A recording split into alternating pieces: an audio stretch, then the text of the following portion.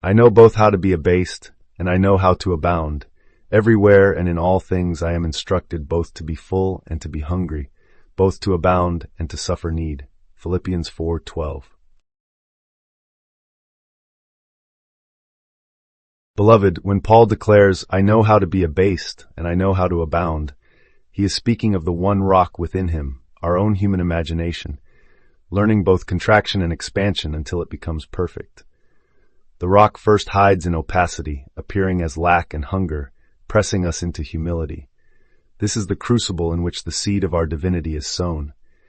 Yet that same rock, when drawn upon, reveals its hidden light, abundance, satisfaction, the fullness of God awakening in us. Everywhere and in all things the rock instructs us. In the pang of need you feel its chiseling power. In the overflow of plenty you see its luminous face. It is the limit of contraction that births the infinite. As the quartz fragment shattered into countless pieces, only to reassemble as a living, pulsing man, so your own soul must endure the breakdown of every outer dependency before it finds its true form, Christ perfected in you. To be hungry is to know the nothingness of self and cry out for the source. To abound is to rest in the unshakable conviction that you are that source. Neither state is foreign. Both are the dialectic of your divine imagination at work. Learn from Paul, neither poverty nor riches can move you when you abide in the rock. In every circumstance, persist in the feeling of the wish fulfilled. Let the rock within you flow first as water from the struck stone, then as honey sweet upon your lips. Thus you shall awaken, satisfied with your own likeness. No more two your human self and the Son of God, but one glorious being. Hunger and fullness merge in perfect harmony, and you stand as the eternal rock, his work perfected in you. The Apostle's words, I know both how to be abased and I know how to abound, point directly to the alchemy of consciousness.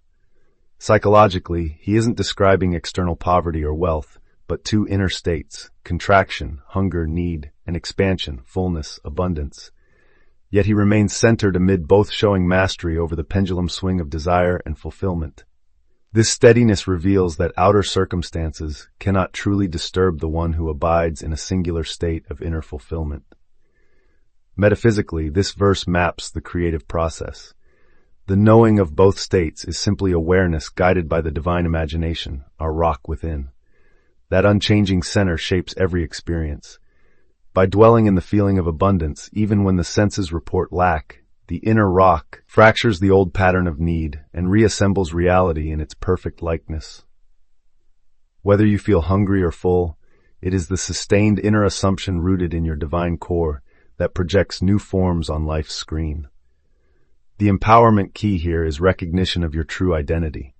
You are not a victim of circumstance, but the Son of God, the very imaginative power that dreams and sustains the universe. You possess the authority to adopt any state, poverty or plenty, and by persisting in that state, bring it into objective reality.